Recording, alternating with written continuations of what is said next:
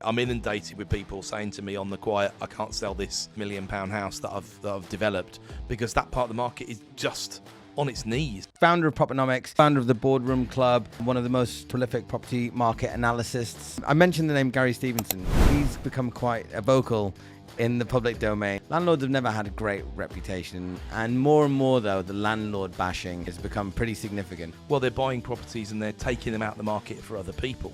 Basically everything that I've bought has either been derelict, uninhabitable, developed into what it is today. None of those would have been ones where a first-time buyer would have saddled on in. So if anything, I've created how I've not built it, but I've created it. The thing that baffles me about economics is how people can have completely different perspectives of the same picture. But I think we've got a budget coming up where they're going to start worrying people again. That will freeze further business investment. They know there's a gap. Everybody knows there's a gap coming.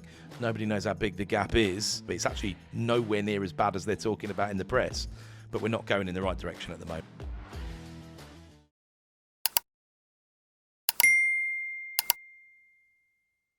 Before we get into the episode, I just wanted to say that Property People has been going for over 5 years, and I've come to know that over 71% of you still haven't hit that subscribe button. So please, I ask a small favor. If you could take a moment and hit that subscribe button, I'd be ever so grateful. And in return, I assure you that I will do everything in my power to make this podcast and YouTube channel the best it could possibly be. We'll get bigger and better guests, and we'll go more places together. Now, back to the episode.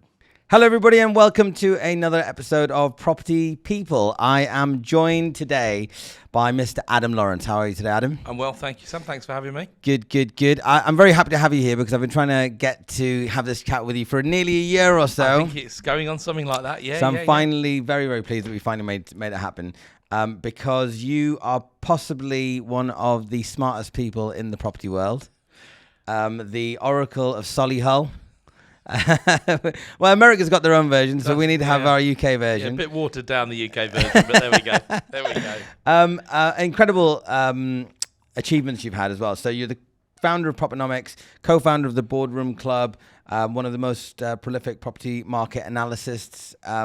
You do a Sunday supplement, which is really well received. You've just become a partner, or you've just merged with one of the largest property networks in the country. That's right. Not to mention the 800 or so deals that you've done. The important bit, right? Exactly. And you didn't start from the age of 5, so you've managed to cram in a lot in a good space of time. I think most people would be very, very impressed to do half the amount of stuff that you've done. So before we dive into it, and we find out a little bit more about all those little moving parts and how you've been able to do those, because I think a lot of value is going to be shared for the audience. I always like to start at the beginning and find out what sort of person were you when you were growing up. So from the age of 5 or going up to the kind of school age, 16, 18, were you good at school? Were you studious? Did you love reading and all that kind of thing? So going backwards with those questions, did I love reading? Yeah, absolutely. I think I'd read pretty much every book in the school library by the time I was about 11. Was I studious? Well, that sounds studious, doesn't it? But then after 11, 12-ish maybe, kind of fell off the path of loving all of the hard work side of things, I think. So was I good at school? Yes and no, I guess, really. I got away with a lot, I think, probably is fair to say, because academically, in honesty, I didn't find it that difficult and that stretching. So I got bored.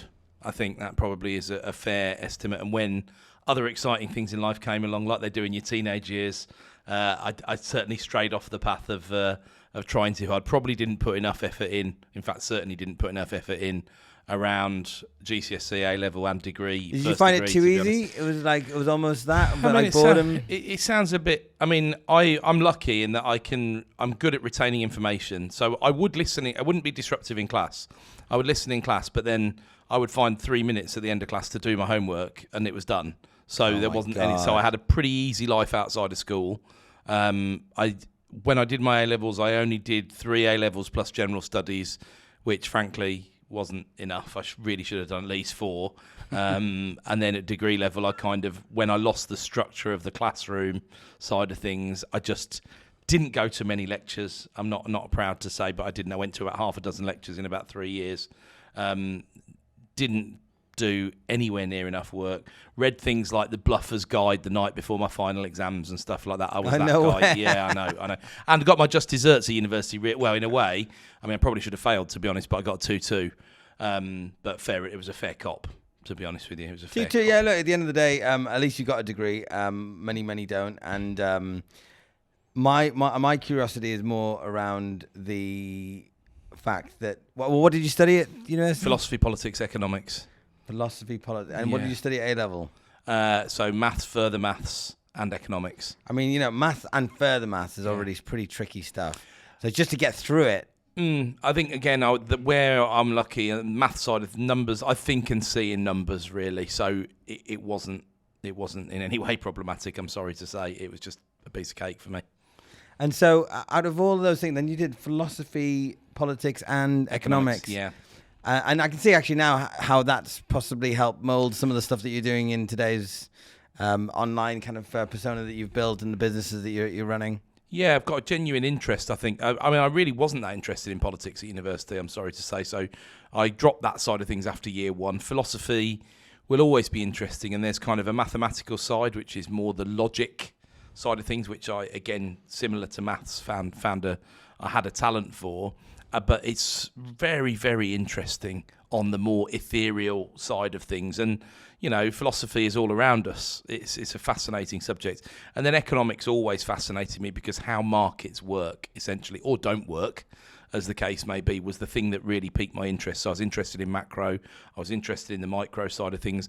I didn't have the question everything sort of mentality built in enough, I think. So I probably drank in too much without realising at the time you are being taught about the neoclassical school of economics or something, for example. We did kind of learn that, but it was what was put in front of you was kind of, this is the accepted truth. Whereas then you go through a 2008 crisis or you go through a COVID pandemic and you realise that a lot of the stuff in the books is just not what happens. Well, so I studied economics at A-level and the neoclassical theory of the firm, and I ended up coming out a little bit lefty, like a bit of a leftist. And they've just reduced the voting age to 16. Yeah. But as I've grown older, I've actually swung a little bit more to the right as I've been working hard for my money, and I'm like, no, I want to keep more of it. Sure. Have you gone on a similar journey, or were you kind of at that age? Because you're saying you took it all in, but did you have were you leaning any way, left or right? This episode is sponsored by Merryoaks Property Finance. Merryoaks Property Finance is a finance brokerage, and we specialize in property finance for investors, developers, landlords. So anything from buy-to-let, bridging, development, commercial, HMO, short-lets, hotels, the whole 9 yards, we can support you on whatever funding requirement that you need. If you have a funding requirement, please do reach out to us in the show notes, and I hope to hear from you soon. Now, back to the episode. I mean, economists as a rule do tend to lean a little bit to the left because they see the injustice that there can be in the world from a monetary perspective. So I can understand that. And definitely, I mean, look, if you put it by voting record, my first election to vote in was 1997, which is obviously a pretty pivotal one. And I voted for Blair. And I voted for Blair, 2 or 3 times in a row or whatever it was. But I voted nearly across the board these days, one way or another. So I've definitely moved around. But these days, I'm more, I guess people would tell by, I tend to be fairly central. So people who are on the right think I'm a lefty. People who are on the left think I'm a righty. I'm not bothered either way. But I would say I feel politically homeless more than anything else, Sam, at the moment these days, because there's mistakes that are being made that we can quite clearly see are not being addressed, even if the ruling little slice of the party is trying to do stuff. The big majority they've got is blocking them. Welfare cuts would be the big one. They know they do need to cut them, but they're like, not this parliament, guys, sort of thing. So there's definitely, this party that are in power, despite what people will say, are a pretty centrist organisation at the top, but the people just underneath and the most of the body of the rest of the party are very much not. And we would see that if we saw a Starmer deposed, Rayner takes over. I mean, she's almost a penalty kick unless Andy Burnham was to, move into a soft I think seat. was it her that they said that Dad's got like kind of communist kind of stuff up in the house and stuff? I think there's a few bits of that, but if you listen to someone like Wes Streeting, for example, who'd probably be the other name who's currently an MP who'd be in the shaker for leading the party, he says things that you really wouldn't associate with the Labour Party. Like, what would you say to someone who's been out of work for 5 years, where he said, get a job? That's what he actually said. I thought, that doesn't sound like a Labour politician to me. So I'm a strong believer that probably centrism is the way forward. And a lot of the stuff that is ideologically left and right is a complete waste of time. Ideology nearly always loses, and trying to sort of force justice, if that's how you see it, it doesn't work that well, I don't think. Yeah, that's a lot of fence sitting that some might say, but I do agree with it for the most part. They say, I think Tony Blair always famously said that you can't win an election from either extreme. No. You've got to win it from the centre. But at the same time, if you have too much capitalism, then you get corporatocracy and you get monopolies. So you've got to have a little bit of government intervention. But then if you go swing the other way, you've got all these inefficiencies and corruption anyway. And so you've got to end up in the middle some way. It's difficult because the sort of the current day sort of panacea, if you like, to that is, run it like a business. But that's not what government is really for. So you do need to be quite cautious about that. And government doesn't translate directly to the household, where you need to spend less than you bring in and stuff like that. Though there are different rules around, but you do need to have a long-term. I'm definitely a fiscal conservative. I was about to say, you need to be Definitely. fiscally responsible, but it's not exactly the same as running a business. But you just need to have that financial literacy. And there's a ton of opportunity. Government have got the best investment opportunities of any of us in the whole of the country. Tons of stuff they could put money into that would actually work.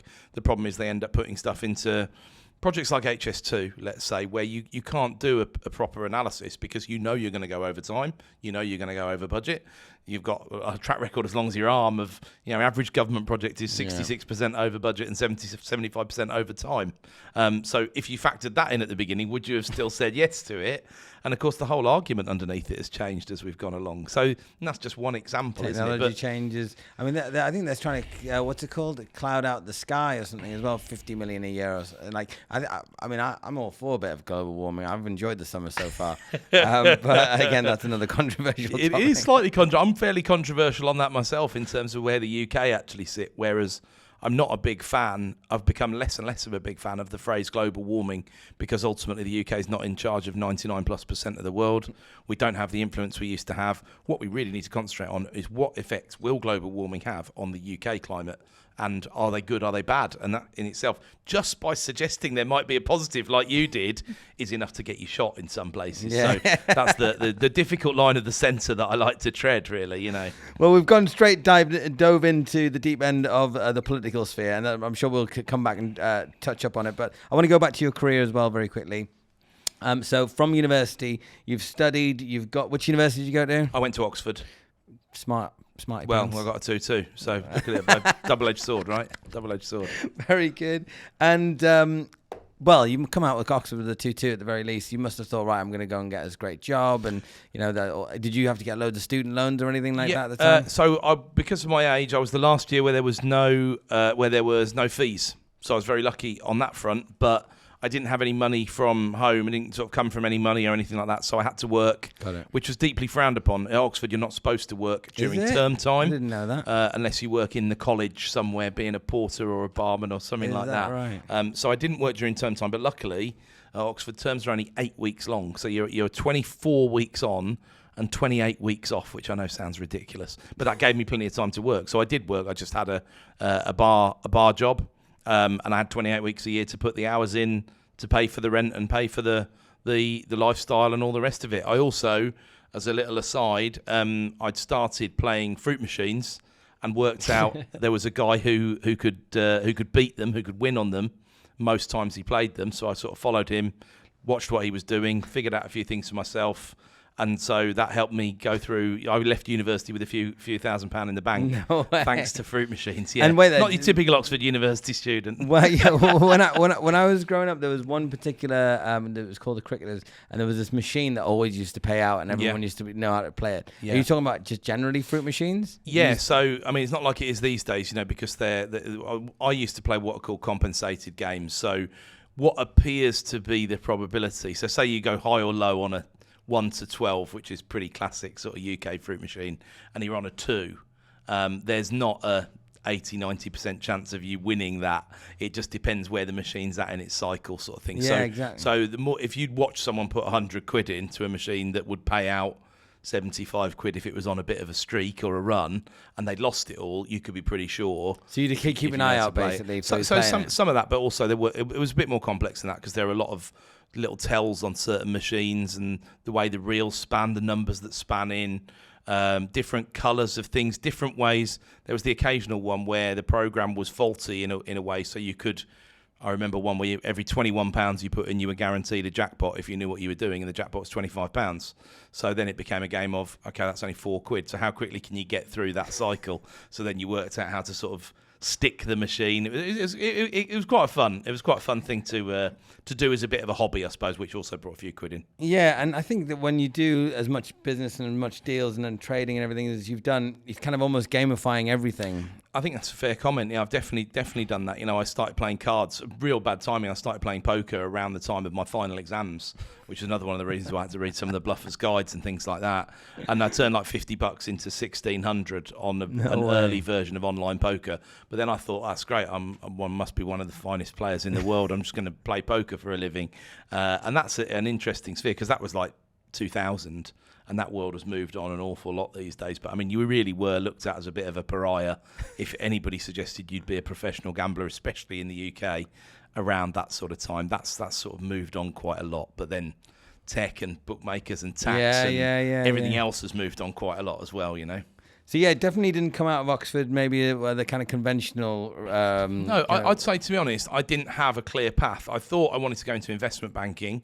Okay. And then friends of mine who worked harder than me got internships and things like that. And I heard them report back about what they were like. And I thought, this just sounds like hell on earth. Yeah. I just don't want to do it. I really don't want to do it. And then, like you do sometimes when you've set goals, or loosely or even sort of firm goals, if you don't reset them, you have a tendency to be able to drift a bit. So I was sort of drifting, thinking, well, what am I going to do for a living? I don't know what I'm going to do for a living. I enjoyed the bar job side of things, was great fun.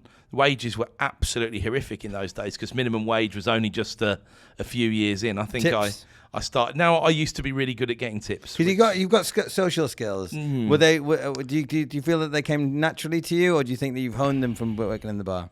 I think it definitely helped. I think it helped with what real life is like, and to get a vision of. And I sometimes, occasionally, because that's not far away from where my mum and dad still live, if I go in there, I'll still see the occasional person who used to be in there 25 plus years ago, and just think, wow, somehow a little still in life that just hasn't really moved on. And that can be quite motivational, actually, to think, well, you do need to move on in life apart from anything else.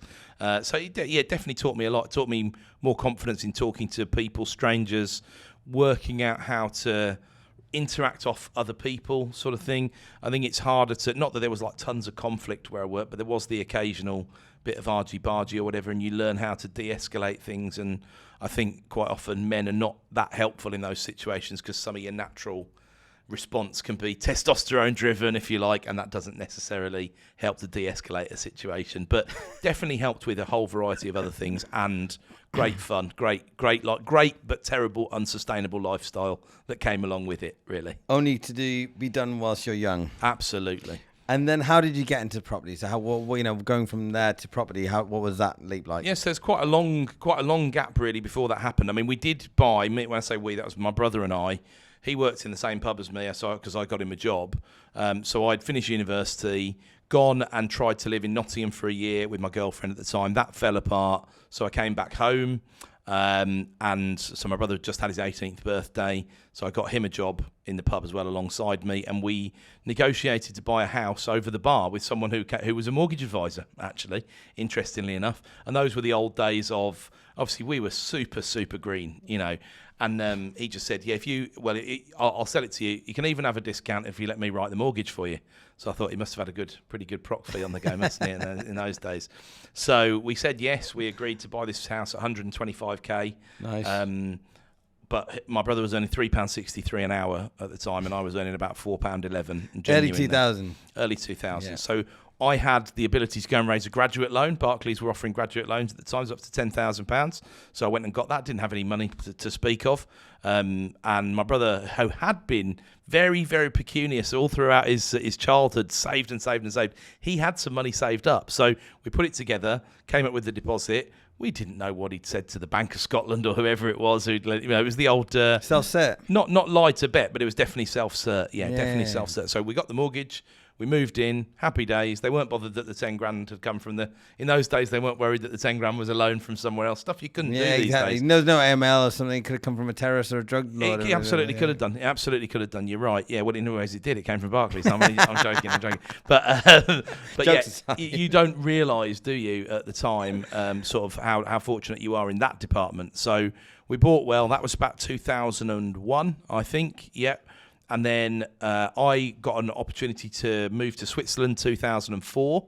So I sold my share in the house to someone who my brother was going to partner with in order to do it up and flip it, because we hadn't done a single thing to it. And we bought it at 125 and then had it valued by an estate agent at 185. Yeah. And so I sold my share out at that sort of level of gain. So that was significant. Went to Switzerland with some money in my pocket. Had a pretty good opportunities in Switzerland where like bed and board and things were paid for. So I was just sort of putting money in the bank, in the bank. Saving, yeah. I was doing some internet sports arbitrage stuff, which is kind of an extension of the fruit machine stuff in a way on the side while I was also working. Spread betting? Not exactly, but, fixed odds betting mostly. Okay. But it wasn't really betting, it was hedged. I was trading bets. So it was like I landed in the city some way, somehow, because with my day job and that, I still used to put in about 100 hours a week. So I might as well have been an investment banker after all. Did a couple of years in Switzerland, a couple of different firms, felt a bit stagnant, felt like I'd hit the ceiling probably of where I was. There wasn't really anywhere to go. I wasn't in any way, and I don't think I ever have been, like organisationally particularly savvy or internal politics savvy, which is why I think corporate perhaps doesn't suit me so much. Yeah.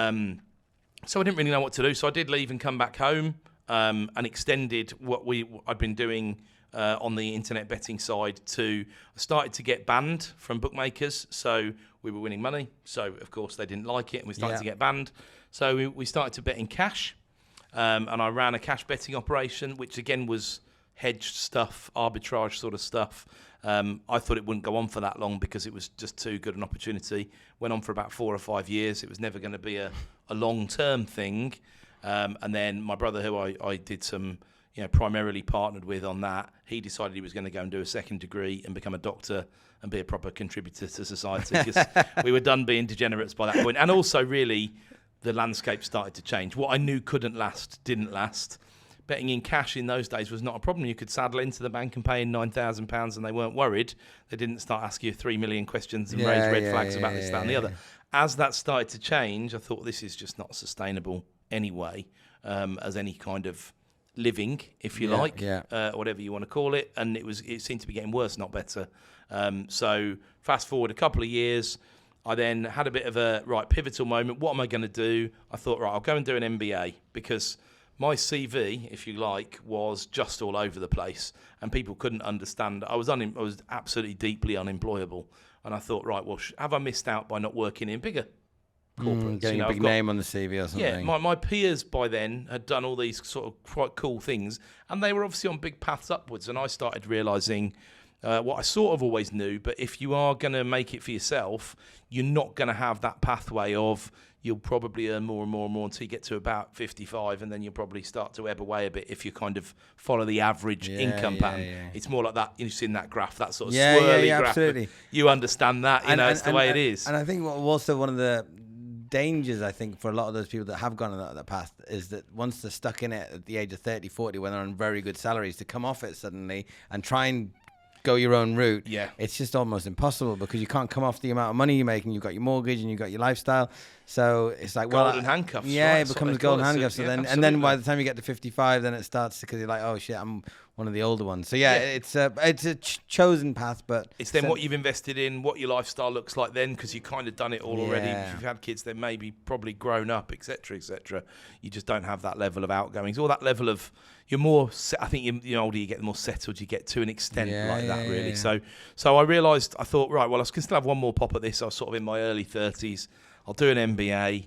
I did the GMAT, which is the standardised worldwide test for MBAs. Got a big score. Got offered scholarships to places. Got a full scholarship to Warwick Business School, which I was delighted with because it's not too far from home. And they've got a presence in London as well as having a presence in the Midlands, obviously. So I thought, well, I'll kind of try and get the best of both worlds here, really, which is how I'd played things so far. Got in, did well. I won the academic prize, the Dean Scholars Prize for the year. So I kind of I think there was a bit of revenge in me in terms of I knew I hadn't worked hard enough at my undergrad, so I went in and gave it 100%, and to see how I would stack up, and it was great. Got offered, all right. Yeah, got offered jobs by some pretty big corporates. I got a contract somewhere where I was working because it's a master's. There's a dissertation involved, project and dissertation. So I went and did my project inside an organisation, which became their primary strategic focus for the year after, and they said, "Well, stay and help deliver it." It was a Coventry Building Society. Oh, cool! So it was. I think I've got a mortgage with them. Gave me a great insight into lending and how it really works. I sat right by the head of the intermediaries and the compliance team. Interestingly enough, and I had a kind of cross-business consultancy role, but they brought in a project manager to run what I'd identified as their opening of a savings account process was stuck in the 1980s. And it was early 2010s, so they realised that needed an overhaul because I basically uncovered for them a lot of stuff about. They said, well, our customers are all super satisfied. We get like 99% satisfaction scores. And I said, how about asking the ones that don't make it to be customers in the first place because the process is so bad? And they said, oh, that sounds like a good idea. Do a survey. Did a survey. They got smashed in this survey, and they were like, right, now we realise what we're not getting, and that's why it turned into the major focus for 2014, I think it was then. Was that quite satisfying from your point of view when you get? Because I think that some people that think that business people are money hungry and they're just greedy and they just want all the money and hoard it to themselves and all the houses to themselves. But I think that actually you're problem solving, you're adding huge value. Absolutely, lots of fun. I think the things that I enjoyed were it's a great place to work where what they say is what they mean. Fabulous bunch of people, absolutely lovely bunch of people. But my specific boss at the time made promises to me about fast track promotion and this and that and the other, and then just went against those promises quite openly, recruiting people above my head and things like that. And I just thought, this is the bit of the game that I can't play. And also to an extent, early to mid 30s by then, it's maybe a bit too late to be climbing this, because would it have been much different if it had been 10 years ago? Probably not. And I could have sat my 2 years in my position making her look good or whatever, but I thought 35, I thought I don't need to do this, I can't really be bothered. I'd basically remortgaged my house. I'd put in all of that into 6 properties that I'd done in JVs with people. Nice. So that had created a little bit of cash flow, not really enough to live on, to be honest, but a little bit. And I thought, well, do you know what? I'm gonna make it. I'm gonna force myself to survive on my wits, which is a decision that I probably should have thought of a different way of doing that. And what I could have done when I was walking out the door of that organisation, one of the other executives offered me a job in his team because he said, "I know why you're leaving. It's your boss, isn't it?" And I was just like, wow, he really had me pinned. Like, I was like, sort of. It's a factor. I'm not going to lie. It's a factor. I'm not a liar, but it's not everything. And I think at the time I had an opportunity. So someone I'd done some work with years before had inherited some money and said, I'd like to deploy it in property. I don't know where to start. I don't know what to do. He lived in South London. He didn't see opportunities around him. There's no yield down there really. Yeah, and still not great. Yeah, so he decided we would partner up, and the first thing I did was buy us a block of flats out of receivership, which kicked us off, and I just about had enough to probably survive on while I then. That was a 6 units. 6 unit block. That was 10 resi units and 2. So the timing on that was quite good because it was that sort of 2014 sort of time. Okay. In the North and the Midlands. Market was still very, very flat. There wasn't any real recovery that had truly gone on. It wasn't like London at the time where it had just gone poof. London had gone crazy between 2010 2015. You were probably 2014 or would have been too late, which is why he made a good move coming to me and saying, let's try and do something. So, it was one of those classics. It had been agreed in 2007 and financed, built out. About £1 million build cost had been put into it. We bought it for 462 grand. And we'd had a survey on it at 650. So we knew the discount was there. It had 2 commercial units underneath. So all the stuff I didn't know back then about how to chop blocks up and commercial and semi-commercial mortgages. And, of course, the lending landscape was different as well. There really weren't that many players at the table at the time. But it was a good lesson because we got stiffed by the resurvey because they didn't like what we'd paid for it. So they valued it at 500k, even though we'd made improvements after a RICS of 650. And we were basically given the old, well, you got a choice. Go and find another lender or suck it up. Because we challenged the val and we did all those things that you might do, and we got where you usually get, not very far.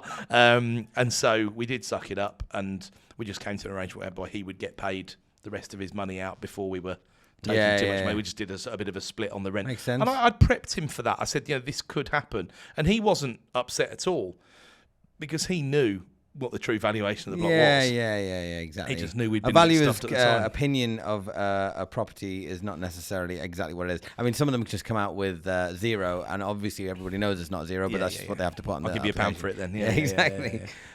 So you bought 6 here, 10 there. So now the build up to the number of deals that you've done in the current portfolio. Where is the current portfolio? Do you mind sharing the number? It's between 600 and 700. So that we're holding at the moment.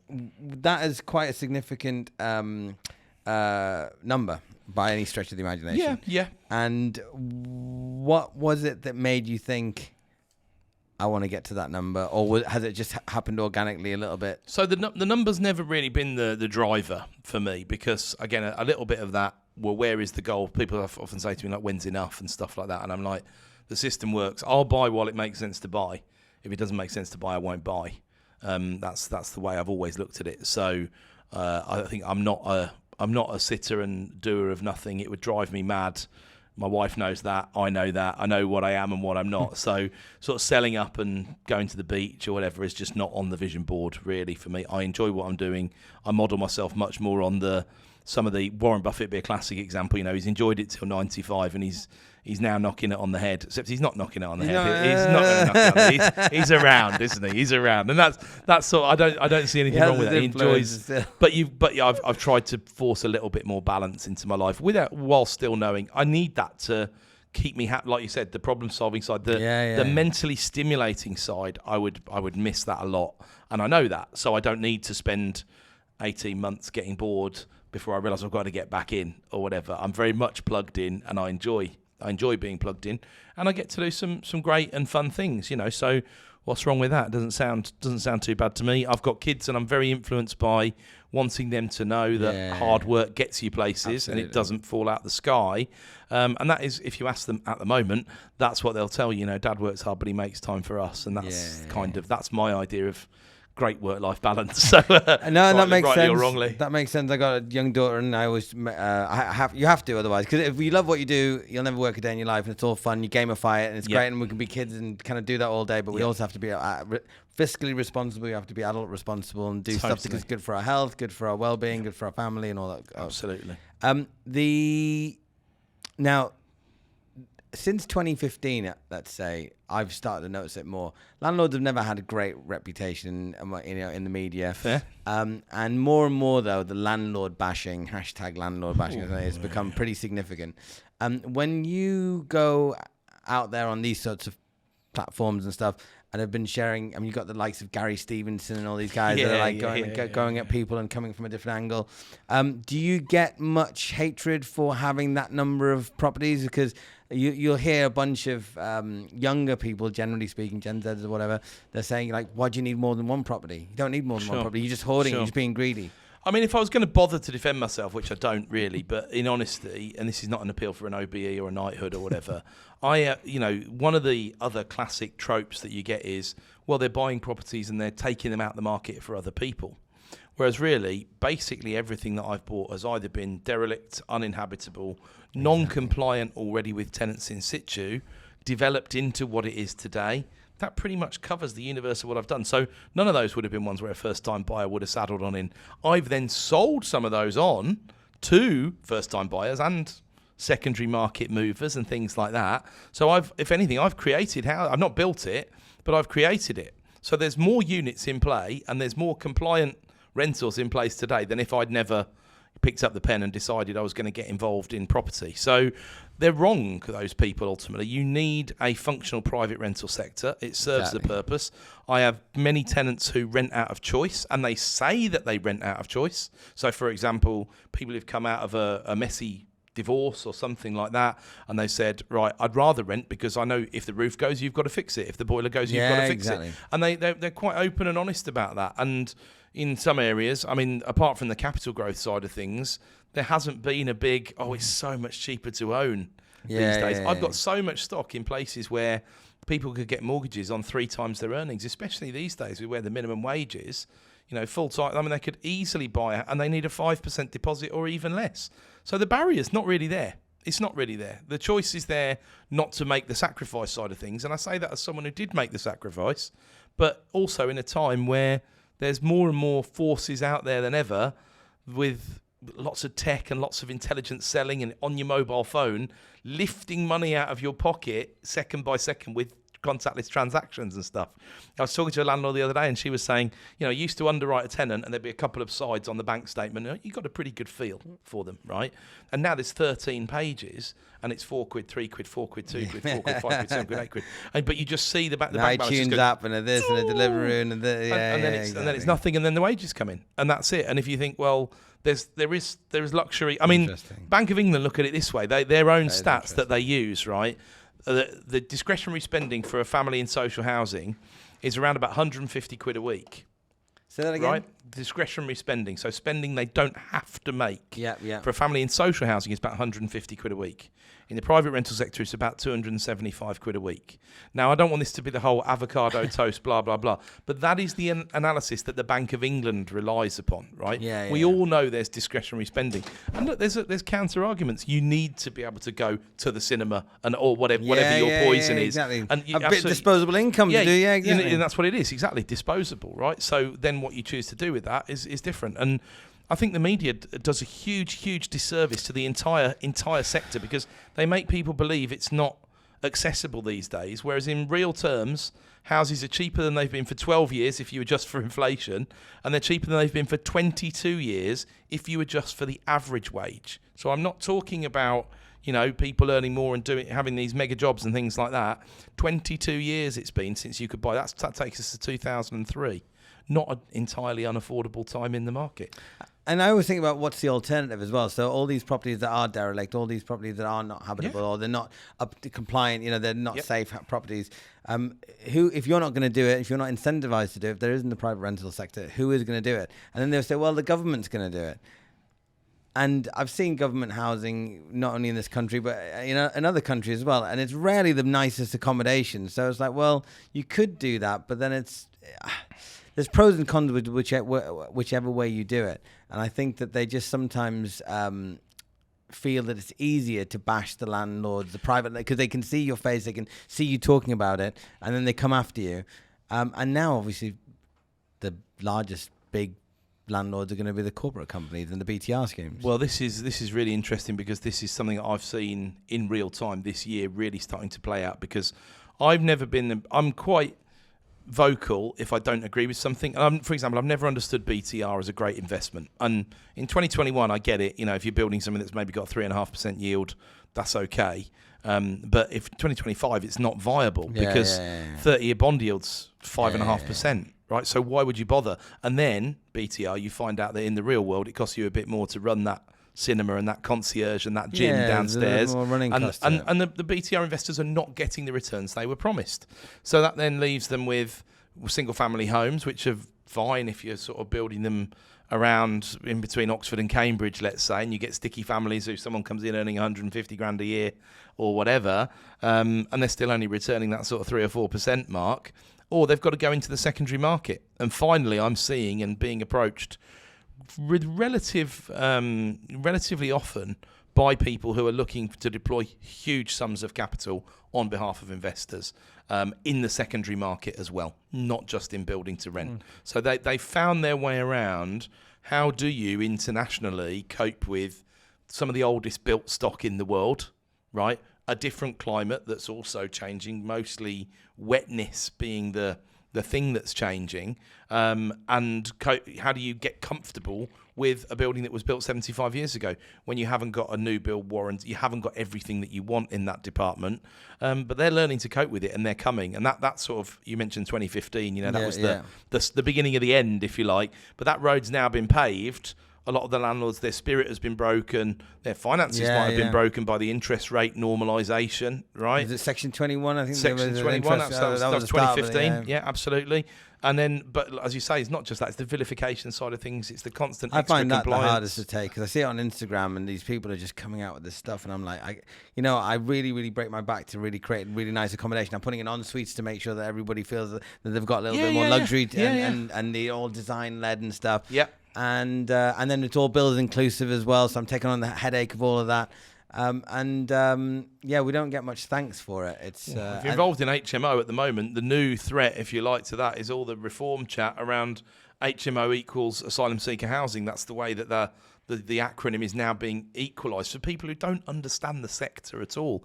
And it's just one more thing to think about when an HMO application goes in, if that's your game. So yeah, I'm in that game. It's very tricky. I went to the Labour Party conference last year deliberately just to put myself in and around and in front. I didn't go there with a big sign on saying, look how many properties I've got, whatever. But it's so fascinating to hear. I actually thought a lot of the people who were involved in housing, because they were the fringe events rather than the sort of main conference, were pretty realistic. They'd grown up in temporary accommodation and things like that. So they understood the system, but they weren't angry about it and had chips on their shoulder and were bitter about it. I'm talking about the actual MPs here, right? The activists is a completely different kettle of fish. Totally, utterly unrealistic view of the world.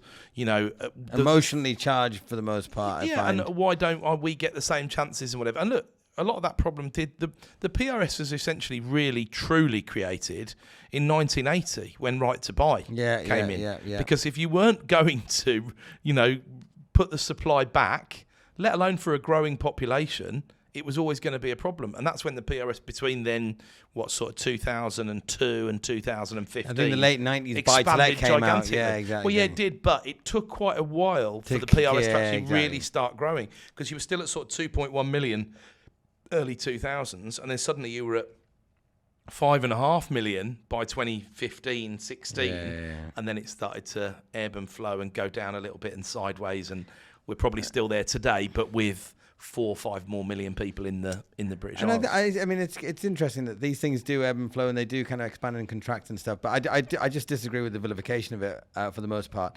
I mentioned the name Gary Stevenson. He's become quite vocal in the public domain. He's been on all the kind of major platforms. He sure has. And he did a recent video where he was talking about the housing crisis. And whilst a lot of people in our property world, you may have your own take on it, but I hear them. Everyone's talking about increasing the housing supply, trying to build 300,000 new homes per year. We've been trying to do it for many, many years. Even the Labour government have talked about target. I think it's 1.5 million over the course of their 5-year government. But he's like, people like Gary are saying that's not it. It's actually and you being an economist, it'd be interesting to hear what your take is. But it's actually to do with the unequal spread of the resources in the grand scheme of things. And that's why we're actually not building enough houses. Yeah, I mean, there's a difficult truth in there. Going back to my stats I gave you about, how much disposable income people have or don't have. The other side of it is the average person in social housing, the average household income is 25k. In the PRS, it's 35k. Those who own their own house, it's 60k. Right, so there is a huge gap there. But that's not... See, where Gary is disingenuous is he's pretending that's all the 0.001% at the top, hoovering everybody's money, buying all the houses. I don't know any super rich people who are buying houses at all. They're going to be bought by pension fund investors. They're going to be bought by fund investors. That probably covers the top 10% of the population primarily, not this terrible, evil... person that Gary wants to put out there as the blame figure. It's just disingenuous. The middle class have moved forward an awful lot. There is definitely, and COVID has definitely not helped with this. Yeah. There's certainly people who've been broken by the whole situation, and there's more people at the bottom rung. And that's a super complex issue because it involves mental health. It sometimes involves generations of unemployment. It involves all sorts of things. And of course, we went through a government which before the pandemic, turn the screws on people like that with austerity. They really, really did. What did it do? It forced them into work. You could take a position on whether that was right, wrong, or indifferent. We went from 8.5% unemployment to 3.5%. I know from visually, you'd go to places where there used to be tons of people at home on the sofa in the day, and they weren't there anymore because they were working, because the system had forced them back into work. And I think the average person would probably be okay with that, whilst we would all regret some of the fringe cases of things that fall off. There's always those exceptions. You're always going to be able to do the Daily Mail story about something or other, right? So this is it. So I think Gary, he very, very, very rarely quotes actual facts and figures because they don't support his argument. The interesting thing, I don't know if you've seen this video, but he goes out on his balcony and he goes, "Look at all these cranes. There's 14 cranes." Yeah. I'm like, that's the level of your evidence? I'm like, okay, so all the population that's literally doubled over the last 50, 60 years, and 14 cranes is going to solve all the housing problems. I'm like... And they're built in blocks that probably sold to investors from outside of the UK, apart from anything else. I like the guy because I think he's well-intentioned, and I see where he comes from because I know that part of London very well, and I genuinely like the guy, and I can see that he actually does care. Yes. But the thing that always baffles me about economics, about this whole left and right thing, is how people can have completely different perspectives of the same picture. Yeah. I think where I would agree with him is supply isn't necessarily this whole 1.5 million homes, 300,000 a year. The difference between building about 150,000 a year, which is what we're doing at the moment, and 300,000, extra 150,000 homes.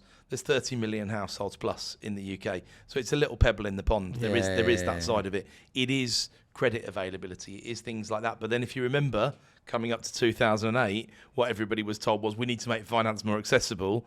And suddenly, in 2001, they were lending to me and my brother combined £8 an hour.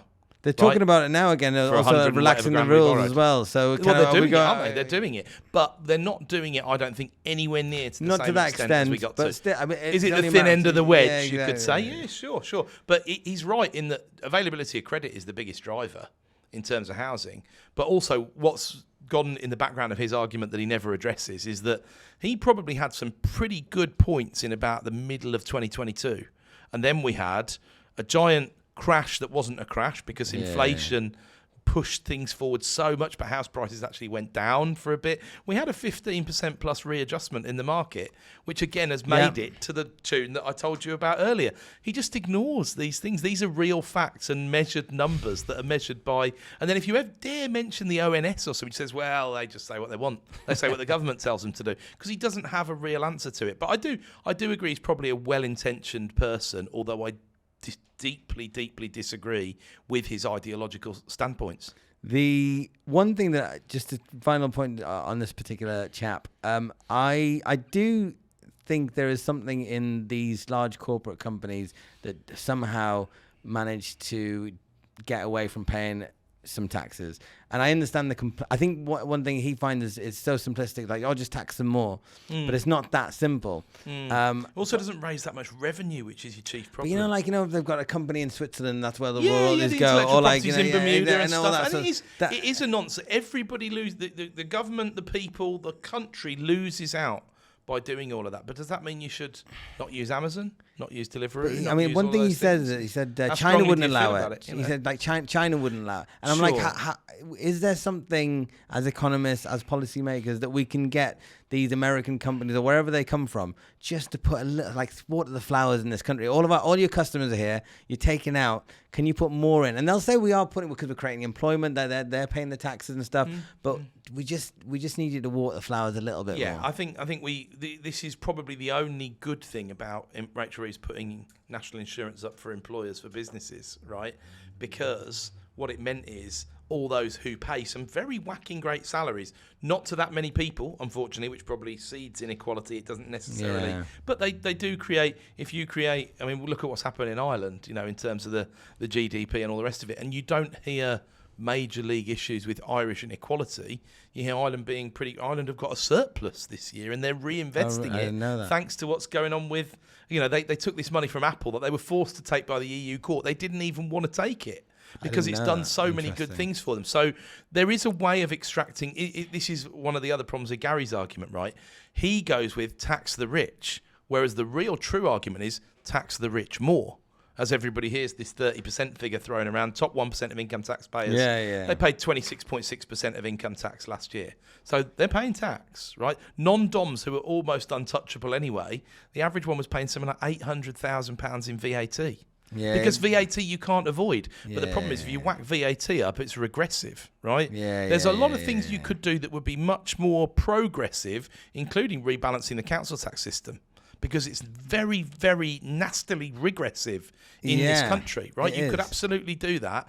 There are things you could do within the current mechanics. I understand not encouraging saving, and that might sound strange for an economist maybe, but this economy needs consumers, it doesn't need savers. 100%. Right? We need the circular flow of income. We need the tax. Now, there's two ways to go about solving that, really simply, I think. One, give people confidence, which this government has not been good at doing. Not very All the good. confidence surveys show you're very, very poor. What happens when you haven't got confidence? You save. Yeah, What happens yeah. with saving? Well, the small interest rate you get, there's a bit of income tax to pay, maybe, but it's no good. It's not as good as I come and spend it with you. You go and spend it down the road at M&S, etc., etc. They've got to reduce the interest rate, and that will help encourage savers to start spending. Reducing the interest rate is definitely one way. How else do you give people confidence? I mean, ISA, what we probably might see in the next budget, take away or lower the ISA cash limit, because people saving money in cash in ISAs doesn't really help the economy in any way, but you're hurting potential voters, although I don't know if they are. Really, they probably voted for them last time. I don't think they'll vote for them this time. That's when the kind of economics and politics start to get a little bit muddy, because then that's why they reduced to 16. I'm not a big fan of that. I would like to see some policies made about maybe windfall tax. I think in '97 there was a windfall tax against the telecom companies. I think one of the things that Gary talks about, which is in 2021. All the online businesses made a lot more money. Amazon, where everybody was buying online. They sure did. So I just think because of what happened and they benefited it so in such a big way, we've got to be able to tax them, or at least a windfall or something. The digital services tax, which is there to try and just sort of nibble away at the intellectual property and the very good tax structuring methodology that they use, raises 2% raises 800 million quid a year.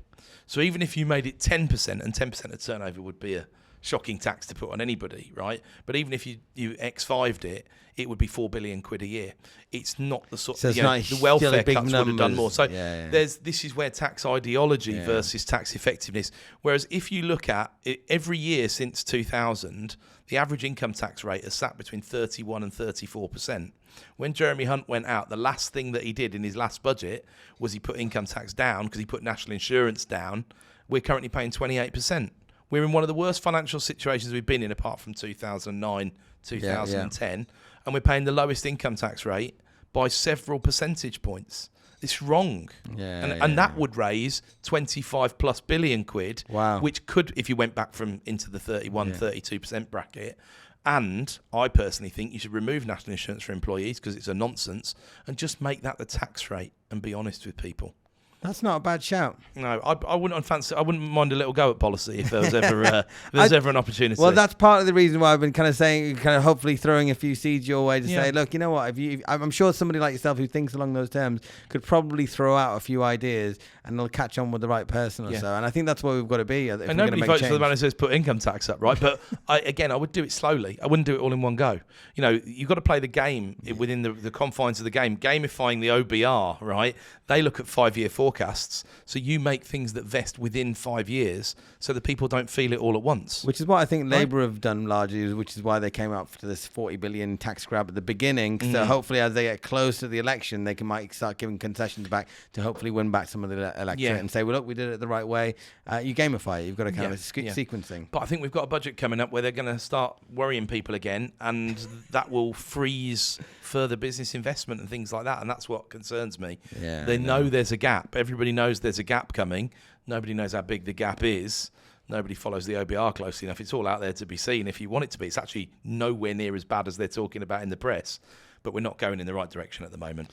We're not, and I'm the eternal optimist. So hopefully, I just think that with the economics kind of equilibrium, we'll find it eventually, and it'll all work out. But hopefully, before it's not too late, and there's people saying that the UK has lost its charm and everything in a globalized world, and there's potential, but long term, if it keeps going, Yeah, I'm not a big buyer into all of that. I think, you touched on China a little bit earlier, and I think it's inevitable that after you've had a pandemic or something like that, then an autocratic regime that also, what's the advantage? Let's be honest, we're not perfect in the West by any stretch of the imagination, but they look 50 years ahead. They make 50-year investments. This makes things so much easier. If you sit in front of me and say, right, I need something that's got an impact in the next 3.5 years, that's not how a government should be. I've just said you don't have to run it like a business, right? But now you're making me try and run it like a business because I need results now. I need results now. No, you don't. You need to consider the demographics. 100%. You need to consider the population. You need to consider the long-term opportunities. Well, because we've got this democratic revolving door thing like they got in the US as well, it's just harder to make those proper long-term we could do with a 7-year term or something like that. It wouldn't be the worst idea. Exactly, and sometimes you're tweaking these little things for every now and then. It doesn't have to be 7 year forever. It can be then moved back again. Talk to me about Proponomics and Partners in Property and the Boardroom Club and these other activities that you do. Sure. Why are you doing them? What are they? And do you enjoy doing them all? So Proponomics, I started out of passion. That's the name for my podcast. And I, as you said earlier on, I write a piece which is between about 3,000 and 10,000 words if I really get into it, that I publish once a week. I publish that on my LinkedIn, and I also then transcribe it for my YouTube. And also do occasional other bits on my YouTube, certainly when I'm kind enough to be invited down to be on a podcast with someone else, for example. So that is my thoughts distilled as much as possible because it helps me, because it means I have to do the work. I'm accountable to do that work every week. Yeah. I haven't missed a week of publishing that now in the 3.5 years I've been doing it. Excellent. And I don't intend to miss a week. Might be a bit longer than 3.5 years now, actually. So it means I have to do the work. I've got a lot of bank debt. I have to consider what the landscape looks like. I have to forecast in my day-to-day business because of the model we use to buy. We buy with a bridge. We come off the bridge usually after 6 months, depending on what's gone on. So I need to forecast the interest rate 6 to 9 months in advance. So I better be good at that, right? And I better see what if credit was going to dry up? What if I need to? I honestly believe if I'd been doing that in 2006, I'd have been screaming from the rooftops in 2007, and I'd have been one of the ones scratching my head, going, "Why hasn't it fallen apart yet?" And then suddenly, bang, it would have done. So that's the problem. And I've had, some really, really great messages from people, and it's led me to make some great connections and go on some great days out and stuff like that for people who have read it and taken, like in 2022, for example, I was hammering things saying, look, there's a lot of risk to the upside here on the interest rate. I'm not giving you advice. I'm telling you what I'm doing. I'm breaking a lot of mortgages and I'm fixing them for 5 years today because the rate's going up and I don't know how far it's going up. But that's what I'm going to do. And some people who followed me saved themselves an awful lot of money. Thank you. A lot of they did. And then Partners in Property. So founded that alongside Sue Sims in 2017. Yeah. So we founded it as one meeting in Birmingham at the time in a landscape where there was very little in terms of sort of independent property networking. And there was actually very little in terms of the more corporate networking, actually. There was a couple of things going on. We deliberately founded it as a daytime meet. So you had to be either a full-time investor or really serious about property investment to take a day off work or whatever. I remember I went to the inaugural one in London. Yeah, fantastic. So in the Canary Wharf, in the St Catherine's Docks. Yeah, lovely part of the world. And so, we expanded from Birmingham down into Bristol, over to London, up to Manchester, down to Southampton at one point. A couple of the more satellite meetings were harder to drive, really. So we shut those down a couple of years ago. And then as time's gone on, we've all got an awful lot busier. I used to go to every meeting. I spend 4 or 5 days a month doing it, and my capacity's just got squeezed far too much. Sue's the same, and all the other partners that have been involved are all the same. So we said, right, what are we going to do? One of those sort of, do we let it, is it burn out or fade away to an extent? And luckily, I'd already been talking with Danny at Prosperity. They were really the only organisation we could see ourselves aligning ourselves with in terms of values, in terms of what they're obviously quite a lot bigger, but also they were quite keen on looking at getting some presence down in the south. So it made sense for everybody. They've got a big team. The partners were doing a fair amount of the legwork themselves. I would do a fair bit of the financial control side of things myself, which is just not sensible, not viable. They've got a team to be able to do that. So it just made sense for us to do a deal. And instead of not being able to turn up and maybe let the members down a little bit, there's a bigger thing there, which is much easier for me to go and participate in than for me to be anywhere near organising it, paying for it, doing this, that, and the other. So a bit of a no-brainer, really. And I was grateful that Danny was as receptive as he was for us to have that conversation. Very good. And the Boardroom Club? Yeah, so Boardroom Club is something Rod and I had talked about doing. So Rod Turner and myself, we'd been working on a couple of bits already, and we thought a consultancy club thing would be a good idea. We saw a bit of a gap. The idea really was people would go through a training program, which might be a mastermind or whatever, and then they sort of get to the end of that 12-month program, and then they were sort of like a little bit cast off because the training companies didn't really know what to do with them apart from anything else. So we were seeing people who were still making mostly business-related errors in their property businesses and thinking, right, they need help. Will it be interesting? We talked about it. COVID came. We thought, it was the wrong time. But actually, our inboxes were exploding with people asking for help. And we were like, actually, maybe it's the right time. Mm-hmm. So we set it up in June 2020 as an online-only thing. So we have a monthly board-style meeting. Rod and I effectively stand as the non-exec directors in your SME property development investment company, challenge the bits you need to, set a structure, work with you to set a proper 12-month strategic plan, and then boil that down to what do you need to be doing every day to be effective. And of course, along the way, there's a ton of the juicy problem-solving stuff that I love to be able to do, where people come up with all sorts of challenges they're having, creative deals that they're doing. It's great fun. And we've had all sorts of different people. Is it all property businesses or is it a bit of a... Yeah, so certainly there's a property angle. So if you're not interested in property, it's not for you. Right. Absolutely. But people often bring other trading businesses to the table. They might have a portfolio, but they've also got a trading business. A client at the moment is trying to start a care business well, and has put a significant amount of time and money into it. And there's no problem with that. I mean, I myself am involved in a care business, and Rod and I have also got a daycare not-for-profit that we started in a commercial site that we own together. Yeah. So there's tons of sort of side interest bits and that's great fun. And really, really enjoyed doing that. In the future, perhaps in a few years' time, might consider, we only do that one day a month at the moment, and then probably half a day of support around that, maybe a full day of support around that for the members. But I'm in a few years' time, I think I'd probably like to do more than that. But Rod's a fair bit younger than me, so he's still got even more energy and even more drive than I have. So he's pretty busy. So we'll see. And all this stuff, it kind of I see you putting out the supplement and doing the YouTube stuff. I recently saw you take on Samuel Leeds. Sam to Sam. Yes. I thought I'd reach out to. Well, I thought I'd talk to you about that because I reached out to him saying, do you want to have a debate? Yeah. And he hasn't responded. But I also wanted to get him here rather than me go to his place. Yeah. But I wanted to talk to you about that behind the scenes. I'd be interested to know if he was keen or not. That would be interesting. Yeah. I don't know if you saw the sort of build up to all of that, but I did see the build up because you did. I deliberately baited him, to be honest. I mean, you can which see I haven't done because I'm like, I could do, but I've always been a bit more gently. Like, hey, do you just want to come on? You're a lot classier than I am, Sam. That's the bottom line. No, I'm a street fighter. You got a bit of class about you, so that's what it is. But here's the thing, though. He's very, very, very. He's probably one of the best in the business in terms of baiting people out as well. On the flip side, right? Marketing wise, he's the best in the business. There's no two ways about it. It's not. And I do actually. And here's my thing as well. I do actually like. I say this very controversially. I get a little bit of stick for saying this, even in private rooms. I'm saying this out loud now. Yeah. It's probably going to get me some hate. But I do actually respect the fact that he's a family man, and and I do know a lot of people that say that he's helped as well. Like genuinely like him. He's helped me a lot. The £1 thing was loads of value. I would have never known that stuff was so cheap. I'll be really honest. After I did the debate, if you go and read the comments, there's my very favourite one of all, because you've got to love the internet, haven't you? You just got to laugh it off. Is someone said I look like a Temu Rick Gannon, which I thought was one of the lowest moments of my life, really, being compared to a Temu anything, really.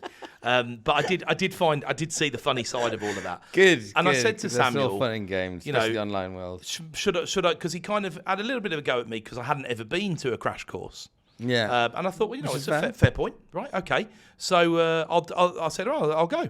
No problem. I'll put it down. And he said, well, no, don't go to one of those because you're too experienced for that. It's not your level. It'd just be a waste of your time. But come along to one of my academy dinners. So I thought, he's put the arm out, fair play to him. I'll do it. So I went down to an event that he was holding in Heathrow. There was about 350 people there who were like current academy members and former academy members. They can stay on for a little bit of extra money every year and stuff like that. And to be honest with you, it wasn't drastically different from many other property rooms you could put yourself in if you saw 350 active people in a room. There were people doing conversions. There were people, and there wasn't a lot of. I mean, I realised like I walk in there, am I walking into the lion's den? And there's a few people that saw me and recognised me and were like, but the most aggressive sort of comment I got was, well, have you changed your mind yet? And I said, honestly, I went in with a relatively flexible mindset, but it's things like the chainsaw and stuff like that I felt obligated that I had to go and talk about. Right? And I watched that, and I did agree with you as well, because I'm like all about the landlord bashing, and I don't like it. Exactly. And I'm like, you're not really helping our case here. No. I mean, he even walks out of like he basically the tenant walks out the Out court. of court, yeah. And I'm like, I get it, and it's great marketing, and you're getting eyeballs and you're getting attention and stuff. Yes. But is it a net positive? I think that was one of the things. And That's exactly my line. Yeah. It's good that, I actually applauded anybody that goes and sits with anybody that they disagree with to have a civil discourse and debate, because I think that's how we all rise to a high level. And I would like to talk to him because I do have certain things that I think that he could do better. But I also think that he's done a lot of good things as well. And he's a prominent property person. So it's like, why not? I think if you went to that academy dinner that I went to, for example, you would see 350 mega fans of his in a room. Absolutely. So it's difficult on balance sometimes, but I could tell you, what did he prove to me? Yeah. Because I prefer to talk about what I can see. He's very passionate about what he does, right? He absolutely believes 100% in himself as a good force. Yeah. He's an incredible marketeer, which I knew anyway, but I saw in action, if you like, as well. And a lot of the people, I spoke to maybe 50 people that night and said, how did you make the decision? Because that's what interested me. Did they go to a crash course and then go, oh, everyone's running to the back of the room? And do you know what? Every single example there was, people said, I went to 4 different crash courses before I signed up. I considered these 3 or 4 companies, all the names you would expect them to get, all the big advertisers, all the big pay-per-clickers and stuff. I considered all of them. And then after 2 years, I decided to go with Samuel. And I just thought, all you've got here is a room of people who've made a conscious purchasing decision. So however the sales piece has worked and however it's perceived, these are the people who've paid the big money to be in his sort of top tier of training. So that's just the truth, Sam. A lot of people might not like that, but that's the truth. I'm not being sponsored by Samuel to say that. That's and just I agree the truth, with it. right? And you know what? I think that he started. I mean, I don't know him that well, and that's why I would like to speak with him. But I think that he probably did start in those type of things, tried it out, see if it worked, and then you always need a bit of a poster boy for the good things and also the kind of the bad guy, the Al Pacino kind of scarf. And he's kind of that of our industry, and he doesn't help himself either in many ways. He can be a little bit brash and stuff. And he probably has made some mistakes, and I have seen some weird stuff that he did online. You catch these YouTube videos where he's like literally shouting at the audience, "Go and get in my brain," and all that kind of stuff. So that all that's existing, but at the same time, you don't need to throw the baby out with the bathwater. People can improve as they go along, and hopefully they do. Yeah. And it's a classic case as well of people that are doing really, really well. They're probably too good at the marketing, and then the service level at the back end, and that's why you get a little bit of bad press and bad feedback. But then if you are able to improve that service level, then certainly your business flattens out and you go on to bigger and better things. And I think that's kind of how he's gone. You kind of circle back to Boardroom Club in many ways, because a lot of what we end up doing sometimes is actually teaching people how to do it the right way, because they've come with this sort of half-baked approach, usually being taught by some, not specifying Samuel here in any way, shape or form, plenty of other people out there doing this, taught them how to do it, and it's just wrong. It's objectively wrong, or it's suboptimal, more importantly, and therefore there's a better way to do this, and it's this and this. And we get into all the unsexy stuff like tax structures and books and accounts and all that sort of thing, but super important, absolutely. Super important. Now, touching on that as well, like you talk about all these different companies, people that can help, and the support that you give for UK property investors, developers. What should they be looking for? What is it you're looking for right now?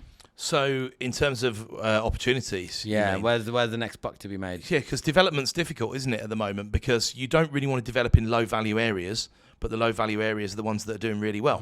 So really, you want sort of aspirational mid-value areas on the outskirts of other, perhaps more affluent areas. If I'm talking about building out the ground, because that's the stuff that's doing okay. I'm inundated with people saying to me on the quiet, I can't sell this X 100,000, X £1,000,000 house that I've developed, because that part of the market is just on its knees at the moment. Stamp duty is at 10% plus or something. Horrific. Under another property. Horrific. And just the whole, am I staying in the UK? So I think there's plenty of... Look, the easiest thing to do is to do nothing. Always. Not just for investors and developers, but for anybody in housing. Just stay where you are. Yeah, the easiest thing to do. So you give them an excuse, I'm not sure about the government, I'm not sure about the tax. They'll wait. They won't do stuff, right? You've got a huge amount of supply. You've got stuff being repurposed. I think you've got capital being repurposed from the south to the north just because of the yields and things like that. So how do you take advantage of that? There's still plenty of deals in these markets that are actually quite hot at the moment. They're the markets that I happen to operate in because I operate a higher yield model ultimately to make sure there's cash flow apart from anything else.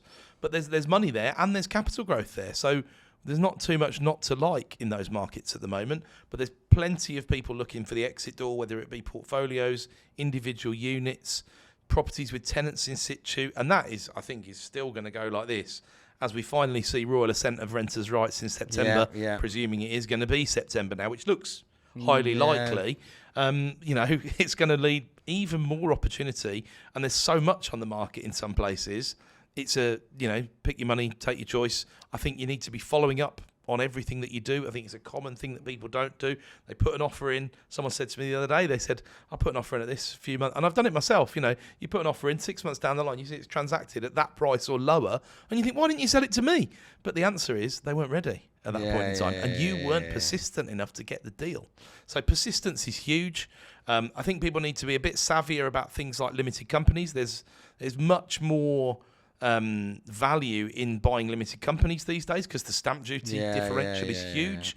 And I think you also need to be thinking about how you exit. So if you're a developer and you're developing to sell, that's fine. I always prefer having a backup plan to hold it. I'm very uncomfortable if you don't have a backup plan to hold it. I hate the sort of one exit sort of stuff, but I'm a risk manager. At the end of the thing I've done through my whole career is manage risk, right? So I don't like that sort of stuff. So I think you need to be prepared for that. I think you need to be prepared for the big corporates that are now coming in, and they might be the people that you're exiting your portfolios to. The more I go around not really the circuit, but the broader property world these days, you're tripping over people who've got 5 million, 10 million, 20 million pound portfolios.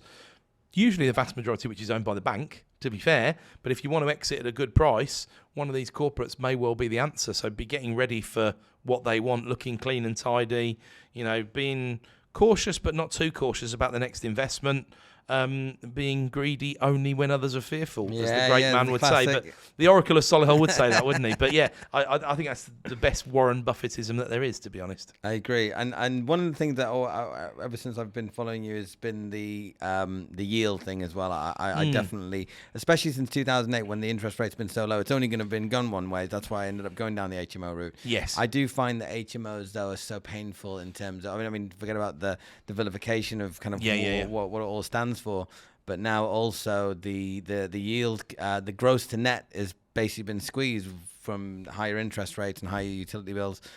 So I've been looking at more kind of high yielding commercial, whether it be and retail in particular, because I think the high street is going to be there. It's not going anywhere. You just need to know what type of unit, what type of tenant. You need to be able to asset manage it. And then relatively, the management is low compared to a lot of the regulation that's come in for a lot of the residential stuff, and most of that. I like it a lot. And you've often got residential opportunities above as well. And like you say, double-digit yields. And look, if you're ever going to buy into something, like you said, it's not going away. There's too much retail property in this country, but that doesn't mean the centre of the high street. That means the outskirts or the retail parks or the this or that isn't. You've got to find the right one at the right price. Yeah, that's it. And they will regenerate themselves. They will bring in leisure. They will do this, that, and the other. So if you're going to buy something cyclically, you want to buy it at the bottom end of a cycle, which it feels like retail. We're in and around that bottom end of a cycle, I would suggest. So that makes a lot of sense to me. One thing I have to ask, even though it's called Property People, and I'm going to start asking everybody about it, is crypto.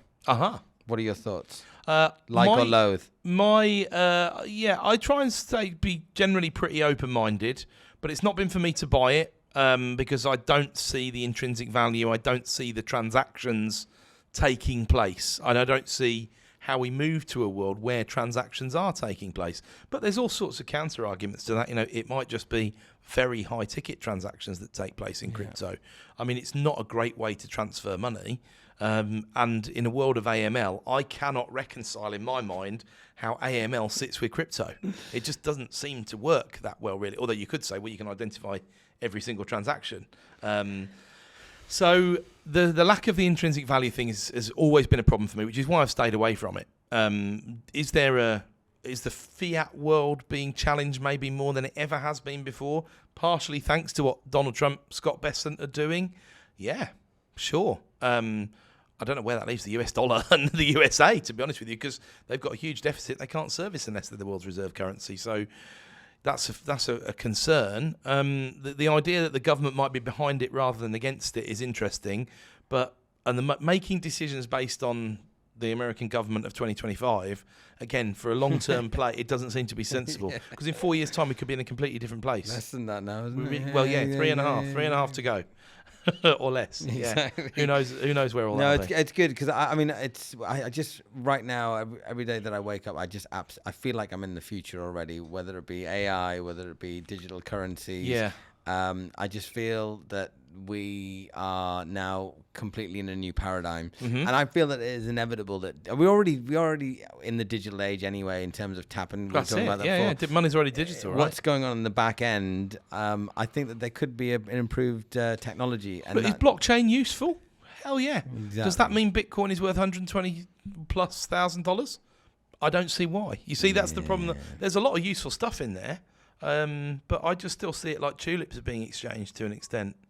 I'd want to be playing with profit if I was playing. Look at it that way. I've gambled more than most people ever will in their life, in theory. Although mostly it's been hedged, right? So Warren Buffett, who he basically didn't believe. He said he didn't understand the technology companies so much, and then he obviously missed the trick on those. But then he bought Apple and made a lot of money when he did buy Apple, because what he did understand is how much cash they were making.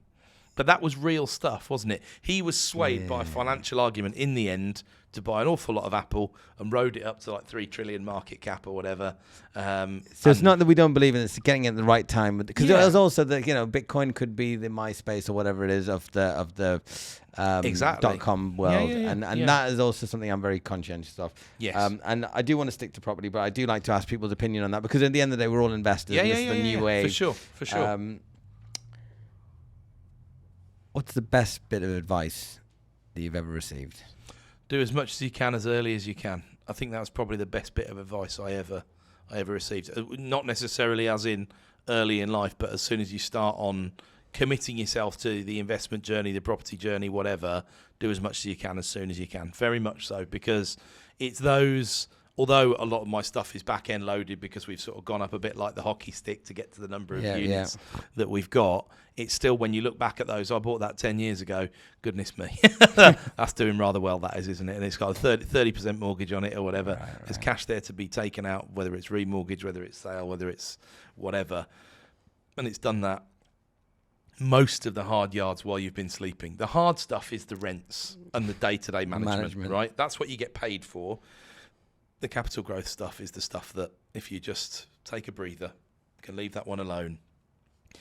I think it's interesting you say that after the crypto conversation, because for me it comes down to risk and reward, and we don't talk enough or at all really in the property space about risk-adjusted returns, and that drives me up the wall, because people will go for, and I've seen this time and time again, a 10% but really quite risky opportunity over an 8% and not really risky at all opportunity. And that's not the right thing to do. But the right thing to do is to allocate certain bits of your bankroll towards things that you like. In crypto, it might be up to 5% or something like that. It might be 0% like me. It might be up to 5%. If most of my money is in crypto, you're going to have a pretty, if you haven't already had a bit of a roller coaster time, there'll be some funny times. Agree with you wholeheartedly. Risk adjusted, and then when you throw effort into the equation as well. Yes, big fan of that, and Rod's a big fan of that as well. Very much so, because, and he also sees effort as, how long will it take you to get it back if you lose it? right? Yeah, exactly. So that, and how much effort do you put in your HMO day to day and things Which like is that. off, yeah. Which I've considered. That's why the HMOs that we've got are leased to registered providers. Yeah, we talked about Sue Sims. She's helping me out with a few right now. Yes. So I'm like, Yeah, I just yeah. need to... Changes the asset completely to Yeah. mega, not making that much less money, but goodness me, a lot less to worry I'm about. almost making the same, if not more, in some cases, that's honestly, interesting. Well, right now. this is because the big mistake, on the housing side of things, in terms of, because really, if you were going to praise the Labour Party, you would say, going back to the politics for a second, planning, good, needed liberalisation. Not many people. I'm not really a developer out the ground at all, so I'm not favoured by that. If anything, you could argue I'm worse off because the fewer houses you build, the better off I am. But I don't really think like that, Exactly. But where they're making mistakes is like the freezing of LHA has been the biggest single mistake they've made, because we've been doing social stuff for about 11 years, one way or another, and we used to have conversations around the LHA rate. And then we used to have conversations that were around maybe the LHA rate minus 10% or plus 10%. Then as we were getting to 2024, it was LHA plus 35% because it hadn't moved for so long and it was getting problematic. But since the start of 2025, those conversations are now around market rent. LHA is not even mentioned anymore because everybody knows LHA is gone. So by saving money, it's just coming out of another pot. Yeah. And I've done some analysis that proved when you look at LHA, it's the 30th percentile of rents that are being charged. If you look at market rent, it stacks up about the 85th percentile. Wow. Which you wouldn't think would be true, would it? Because you'd think it would be 50th. But it's not, because the market rent is higher, especially as we've been in a rising environment. And so when they take the snapshot for the VOA data, that's all old rents and existing rents. So the market's coming in at the 85th percentile, certainly in areas that I looked at. And that just blew my mind, because I was like, so how much extra money are you costing the government? Because Rayner makes this assumption that everybody puts their rents up when LHA goes up. They don't. I've bought stuff off loads of stuff off LHA landlords who they weren't even charging the LHA rate. I mean, I could keep it all quiet as well, and not talk about it and hoping nobody notices. But eventually, it's all gonna come out, and it's all gonna be talked about. So, in the meantime, I believe in the private rented sector. We are creating places where people can work, rest, and play, and they need to be profitable. Otherwise, we give it back, and then they get dilapidated, and we go back to 1970s Britain. Yeah. Vote Jeremy Corbyn. Vote Jeremy Corbyn. What's the worst bit of advice that you've received? Oh, that's an interesting one. What's the word? Don't buy Bitcoin. No, I'm joking. I don't think anybody ever said that to me. I just worked that out for myself, and that wasn't necessarily right at the time. What's the worst bit of advice I received? I mean, I've been told things certainly that were directly wrong, going back to the sort of property training space and getting snippets from going to meetings years and years ago. You should use deed of trust structures for this, that, and the other. Don't put property in limited companies. That was before that, if you're going to hold on to it. Luckily, I didn't listen to that, but that was very much the conventional wisdom at the time. All these sorts of things, anything where people come out with a direct statement without being able to support it would probably fit in that camp. It's just like, it may have worked for you, or it may have been something that you might have got lucky. You have to consider if you've invested like we did in the 2010s, where the rates were going down and down and down. We were getting lucky. We didn't necessarily realise how lucky we were getting at the time. Now we've got pretty unlucky for the moment, so we're restructuring and working things out. And if you saw it coming a little bit, you might have broken some debt like I did, but you're still coming up to. You still have to face the reality of 5.5%, 6% mortgages. I saw it coming up and I didn't do it. I sat on it and I got stung. Some of my interest rates went up double, and I absolutely gutted that I did. And I saw it coming, and I don't know why I just sat on my hands. But I'm sure I'm not the only one. No, you're definitely not the only. You're the majority. Yeah, exactly. You're just brave enough to say it, which is fair enough. So my final question is: this is all about property people, and you are a successful property person. What is it, in your opinion? What sort of personality traits do people need to have to be successful in property? That's interesting. I think they're probably very similar to successful personality traits in general, in that it doesn't hurt to be a bit obsessive. That's definitely a bit of a bonus. Being good with, as you said, property people, right? I think people skills are huge. I think it's a very difficult game to be successful in. If you think, for example, auctions are only about transactions and therefore everything you're going to do is be data driven, and you're going to have an algorithm and just click a mouse, and you're never going to have to interact with people, you're kidding yourself ultimately, right? So people skills is definitely one that I see and think that, and the ability to listen, the ability to put yourself in other people's shoes. I think that's helped me an awful lot, because I can understand what's important to a vendor, and I can decide myself whether that's relevant or irrelevant to the deal. But it doesn't matter, because it's important to them. And therefore, what do they want? Listen and try and find a way to give it to them. Now, they are going to have to be flexible somewhere, maybe on the price, maybe on the terms, however that works, right? But if you can give them what they want, and you can handle the objections even before they start, that's a huge, huge advantage. So I think that's probably one of the best traits. But the best and most successful people I've seen are great at putting the right people around them. Well, that's huge. Absolutely huge. It's not how it's who or something. Yeah. And the old, your network is your net worth or whatever, or you're the sum of the 5 people around you. They're all a bit cheesy, but I've definitely seen evidence of that. And as people have elevated themselves, who I've watched go from good to great, if you like, around me, they've generally elevated their networks and the people they're spending time with. And I think that's testament to you, actually, because when I think of you, you definitely have ticked those boxes. You're very much a good people person, very good communicator, and you have surrounded yourself with people like Rod, people like Sue, people like Danny now. So hats off to you. Oh, thank you so much for spending some quality time with us. My pleasure, and thank you for having me. I enjoyed that a lot. Cheers. Thanks, Sam.